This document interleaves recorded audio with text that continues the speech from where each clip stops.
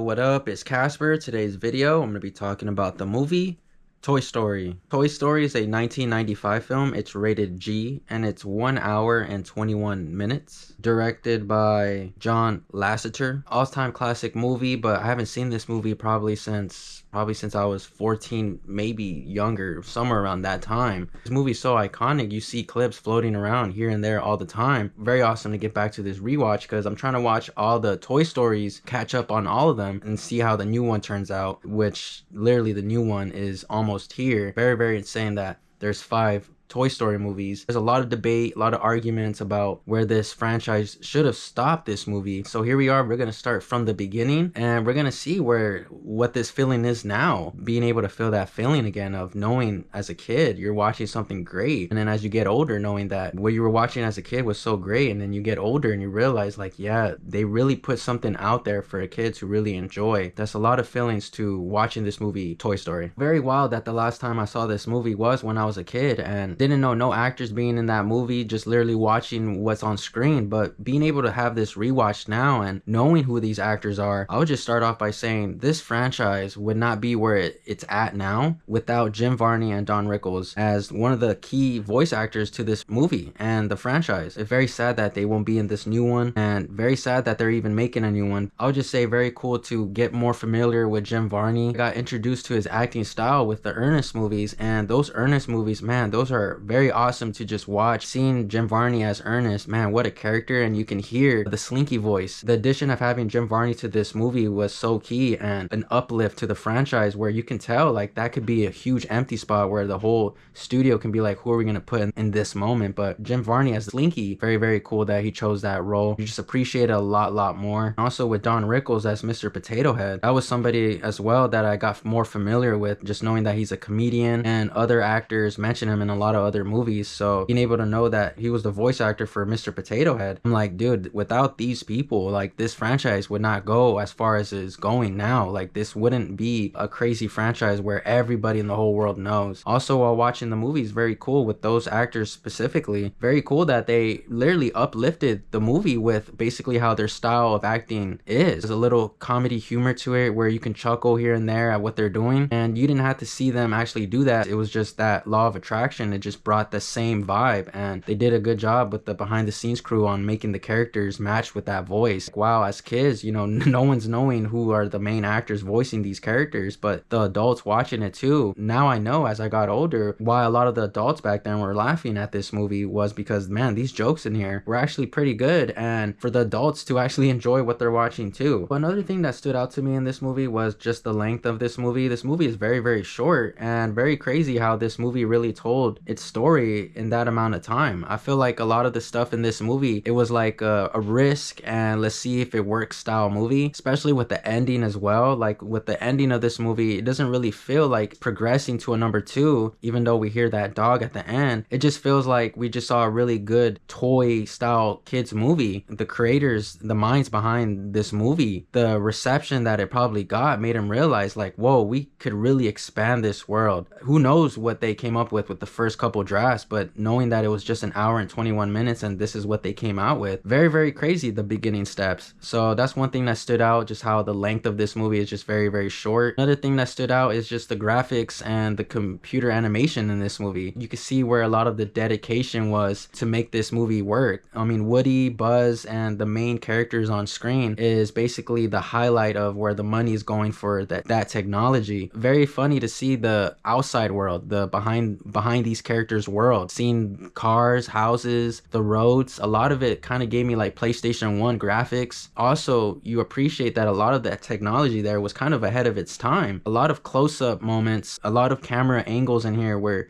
you could really see the coolness of what they're trying to show in toys. Good qualities was definitely with the main characters and very presentable. The streets look very, very terrible. The trees just look like cubes. Even other cars driving around, they look like bad graphic cubes. Also funny funny seeing the dog in this movie. Very crazy the technology to make that dog. I mean, you could see it's not the best graphics at all, but being able to see how the movie got better and better with their graphics, I think that's what's going to make these rewatches more exciting, just to see the evolution and basically see how the graphics evolve. Being able to acknowledge that they gave us that during that time, the graphics during that time, and we thought everything was so cool. I really appreciate that feeling, and being able to be here now and rewatch it, I'm like, dang, what a time. When the movie started, one of the key things where I knew this movie is just going to be an all-time awesome thing to rewatch was just the music score in general. Toy Story has an awesome music soundtrack. Hearing the music in this movie literally just puts everything together. Shout out to Randy Newman almost doing every song on this movie. He did a phenomenal job with the lyrics. It literally matches the whole vibe of this, what the story is trying to be told in here. Any age could resonate with the music. Any age could resonate now with this movie as well. The adult jokes and adult humor in this movie made me realize, like, watching this movie as a kid, didn't understand none of those jokes, literally flew over my head. Talking about any age could watch this movie. For me as a kid, I could see how this movie was so impactful as a kid. Like, the movie has up and down moments, definitely with this storyline. You see these characters go through their down moments, and you see these characters go through their up moments. That's basically how a kid is receiving this movie. And me rewatching this, I remember these moments throughout this movie where I hated this part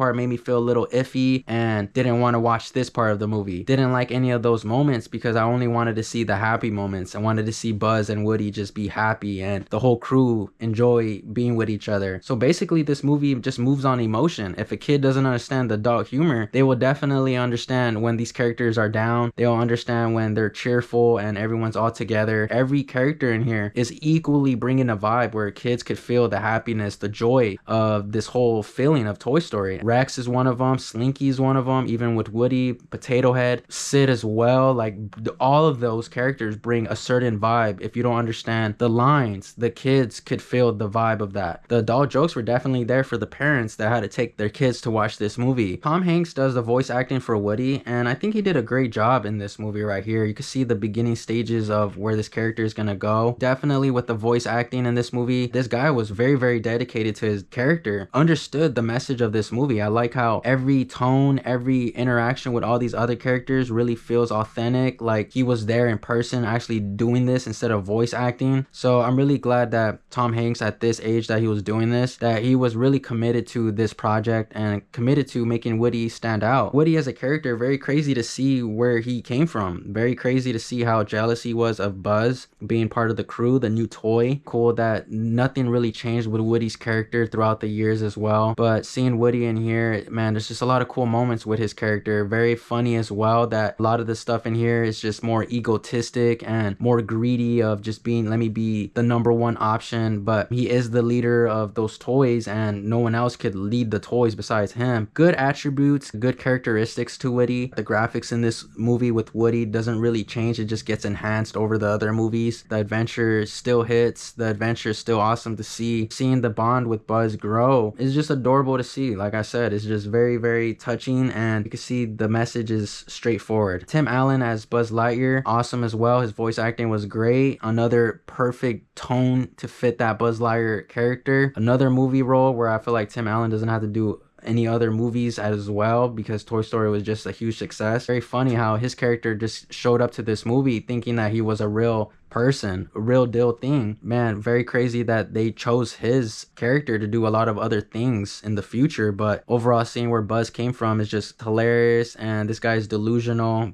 actually comes to Earth later in the movie, which makes it even more funnier. Eric Von Detten plays Sid. Man, Sid looked just as creepy as I remember him watching him as a kid. Like, that was just, man, they did a good job on making that kid just annoying, just ignorant, and just literally just a badass child that gets in trouble at school all the time. They're definitely a character that I'm pretty sure when kids watching it are not gonna like him at all. That's what it's supposed to do. Watching it again is you still hate him, and he's another iconic character to the Toy Story franchise. Very crazy characters, very crazy actors to this movie. When I saw Pizza Planet, I remember it being a lot more bigger, like a crazy mall status type of vibe, and then seeing it again as my older age, I'm like, dang, it's so minimal. It's so, like, nothing's really in there. It's very hilarious with the little alien minions as well. Very funny how that scene just made me chuckle chuckle like crazy. Another iconic scene in my opinion. One of my favorite scenes, to be honest. I had a great time rewatching this movie and can't wait to go to number 2. After my watching the movie Toy Story out of 10, I'm gonna have to give this movie a 10 out of 10. That's my movie review for the movie Toy Story. Shout out to you guys for tuning into the video. Thank you guys for watching, and we'll see you guys on the next one. Peace, y'all.